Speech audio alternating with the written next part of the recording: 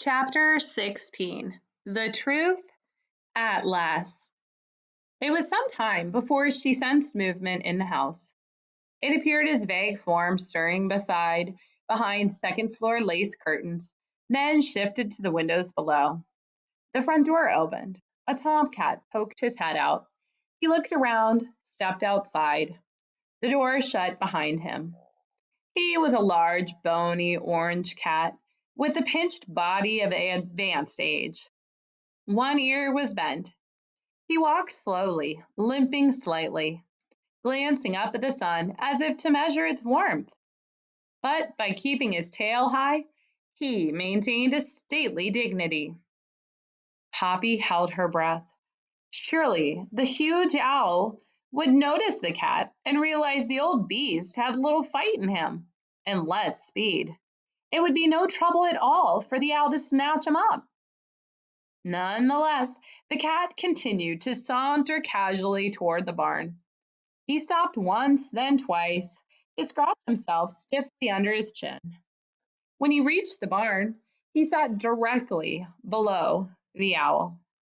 Squinting, he looked into the sun, then lay down and closed his eyes. Through all of this, the owl did nothing. It made no sense. But Poppy kept watching. The cat slept. The owl remained motionless. The field of corn rustled. Once again, the house door opened. This time, a human emerged, a boy. In his hand, he held a long stick with a string and a small hook attached to it. Momentarily, he stood on the threshold of the door, apparently listening to something being said from within. He nodded and shut the door, then started off on the same path the cat had taken toward the barn. Poppy, who had never seen a real person, watched with fascination.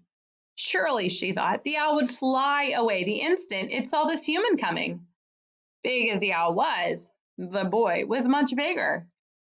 But though the boy drew nearer and nearer, the owl remained motionless, its eyes fixed on something distant. The boy reached the cat, bent over, and patted it. The cat flipped his tail, but continued to sleep. The boy looked up at the owl. He showed not the slightest surprise to see it there. Instead, he put down his stick and went inside the barn. With the barn door open, a few chickens strutted out, clucking and pecking the ground. They paid no mind to the cat or the owl, nor did the owl consider them. Poppy was completely baffled.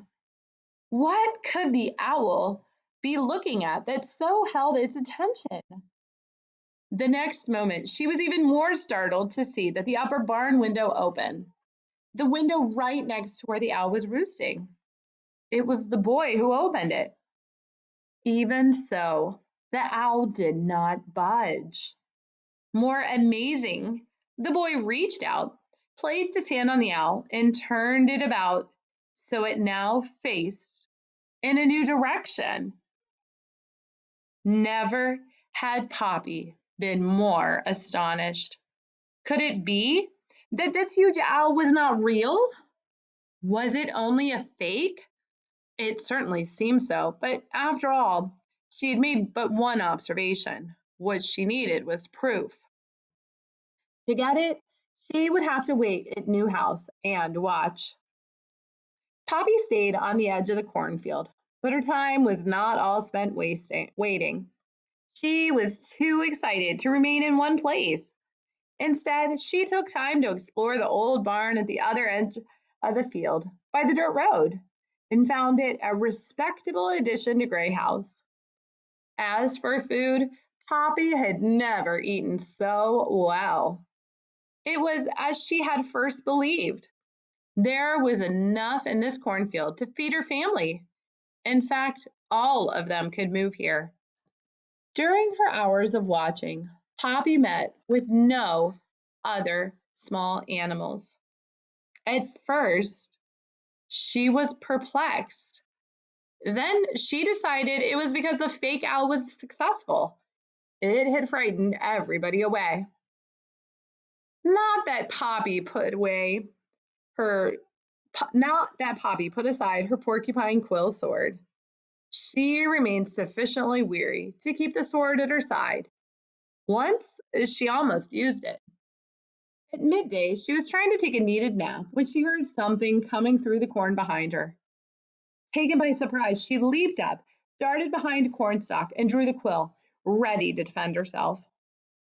It was a family of deer, a doe, and two young fawns, though to Poppy, even the little ones seemed enormously tall.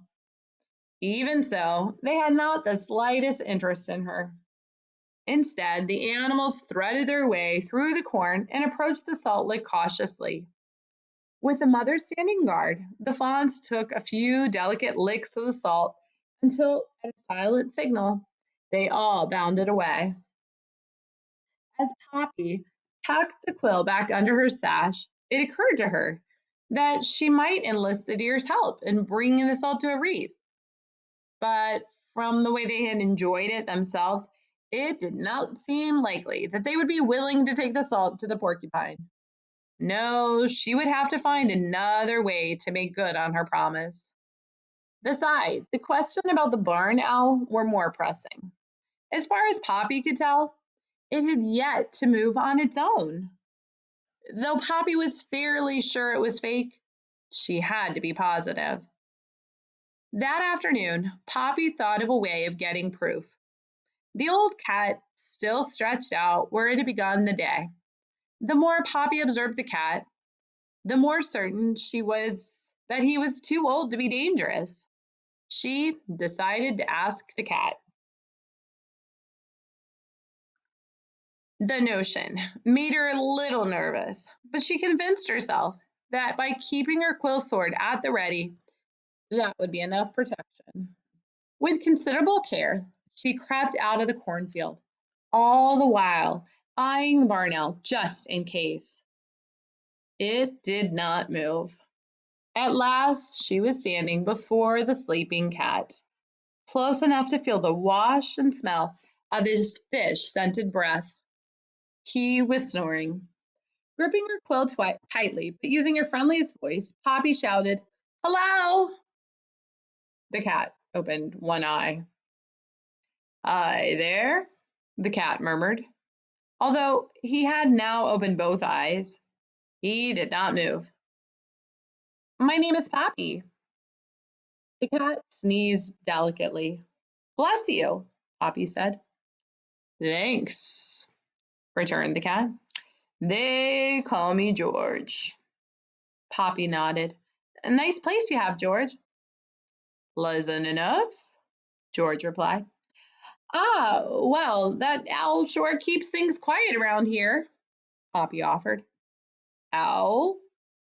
"The one up on the barn." "Oh, right, the fake one," said George. "Does the job?" "What job?"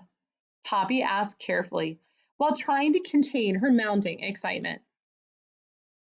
"Keeps everybody away, even other owls." "How do you know?" "About 2 weeks ago, the people here put in some chickens. First day, some big old horned owl snatched himself one.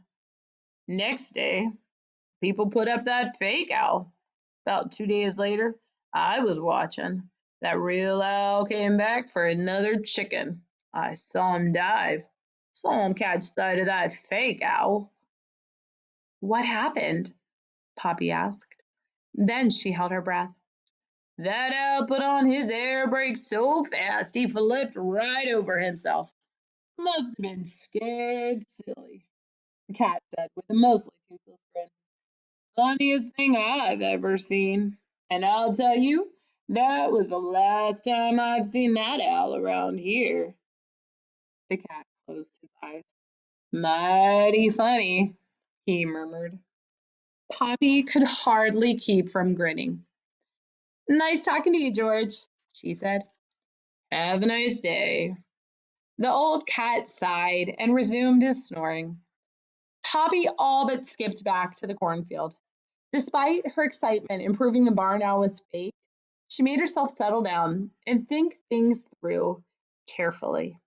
The owl was fake, but Mr. Ocox believed it was real.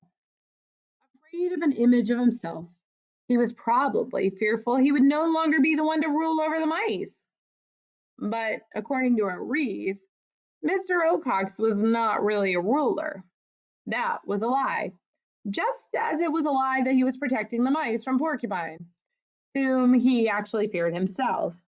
In fact, the owl was full of fears. Suddenly, a whole new idea burst upon Poppy. Was it possible that Mr. Ocox's claim that he was protecting mice was merely his way of getting to eat them? The notion was astounding, but the more Poppy thought about it, the more it seemed to be so. It certainly explained things. That is, Mr. Ocox's refusal to give permission for the mice to go to Newhouse had nothing to do with what she and Ragweed had done. He had refused because he did not want the mice to know how fearful he was of losing his dinners. But if that was true, then the mice could come to Newhouse, whether Mr. Ocox liked it or not. It was not for Mr. Ocox to decide where they lived, but for the mice themselves. And oh, the irony. If the family moved to Newhouse, the fake owl would protect them. Poppy was so sure that she had found the truth that she stood up on her hind legs, leaped into the air, and kicked her heels twice. When she landed, she collapsed in a soft heap and allowed herself a great sigh of contentment. With that, she closed her eyes and fell into a deep sleep. What a day! As Poppy slept, Mr. Ocox flew in to settle on a branch along the edge of Dimwood. From deep within the foliage, he stared furiously at the owl on the barn.